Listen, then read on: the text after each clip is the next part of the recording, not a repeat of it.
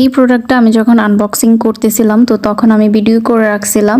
অনেক দিন হয়েছে আমি এটা ইউজ করতেছি।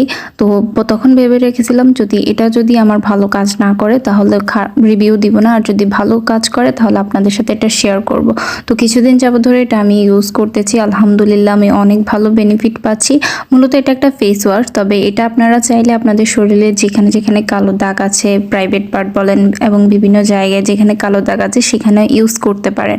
আর এটা রেগুলার ইউজ করা লাগে না, সপ্তাহে 2 থেকে 3 বার ইউজ করলেই এটা এনাফ।